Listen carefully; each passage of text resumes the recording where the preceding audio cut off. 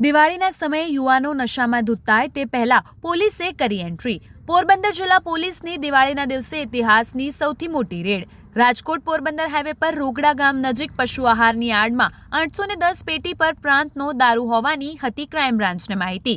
14,000 કરતાં વધુ દારૂની બોટલ, 1.28 કરોડનો દારૂ. પોલીસે રોગડા નજીક વોચ ગોઠવી ટ્રક ચેક કરતા પશુ આહારને 170 બોરી નીચેથી મળ્યો હતો દારૂ. પોલીસે ટ્રક ડ્રાઈવર સહિત મંગાવનાર અને મોકલનાર સહિત 3 શખ્સો સામે ગુનો નોંધી કાર્યવાહી કરી.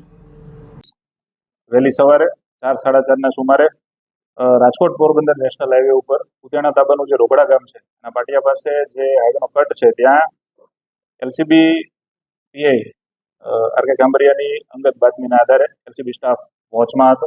બાતમી એવી મળી હતી કે એક ટ્રક કે જેમાં પશુ આહારની આડમાં ભારતીય બનાવટનો જે વિદેશી દારૂ છે એ પોરબંદર જિલ્લામાં લાવવામાં આવી રહ્યો છે. તો એલસીબી ટીમ એની વોચમાં હતી. વહેલી સવારે રોગડા ગામના પાટિયા પાસે જે કટ છે ત્યાં આ ટ્રક પકડવામાં આવ્યો છે. એને ટ્રકની તપાસ કરતા જે અલગ અલગ પશુ આહાર છે એના અલગ અલગ જે બાચકા હતા ટોટલ થઈને 170 જેવા, એની આડમાં ભારતીય બનાવટના વિદેશી દારૂની અલગ અલગ પેક બોટલો 750 ml અને 180 ml ની કુલ થઈને 810 પેટી અને બોટલોની ટોટલ સંખ્યા જોવા બેસીએ તો 14,544. જે દારૂની ખાલી કિંમત 1,28,42,400 જેવી થાય છે. ટ્રક અને અન્ય તમામ મુદ્દામાલને કન્સિડર કરીએ તો 1,38,81,400નો કુલ મુદ્દામાલ એલસીબીની ટીમે પકડી પાડ્યો છે. પોરબંદરના ઇતિહાસની લગભગ આ સૌથી મોટી દારૂની રેડ છે કે જેમાં એક સાથે આટલી મોટી સંખ્યામાં દારૂનો જથ્થો પોલીસે પકડી પાડ્યો છે. ટ્રકના જે ડ્રાઈવર છે ભીમા નાથા ઓડેદરા, પોરબંદરના રહેવાસી છે. જેણે પોતાની માલિકીનો ટ્રક આપી આ દારૂ મંગાવ્યો છે રાજુ કોડિયાતર, એની અને જેણે દારૂ મોકલ્યો છે એ ઇસમની તપાસ હાલ ચાલુમાં છે.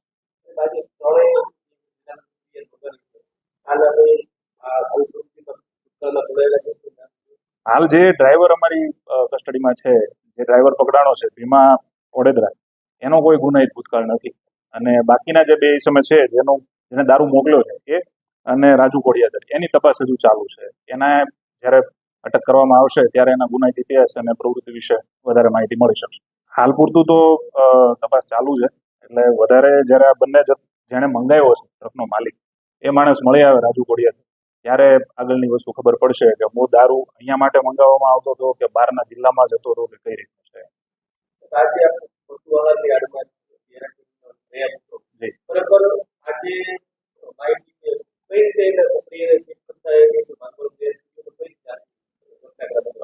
એલસીબીને જ્યારે બાતમી મળી કે આ રીતે ટ્રકની આડમાં ફલાણા નંબરનો જે ટ્રક છે GJ11Y7650 એ નંબરનો જે ટ્રક છે એમાં આ રીતે IMFL ભરીને લાવવામાં આવી રહ્યો છે. એટલે એલસીબીએ પોતાની રીતે ત્યાં વોચ ગોઠવી હતી. વોચ ગોઠવી ટ્રકને ચેક કરવામાં આવ્યો. એટલે જે ડ્રાઈવર છે એને ભાગવાનો એવો કોઈ મોકો મળ્યો નથી.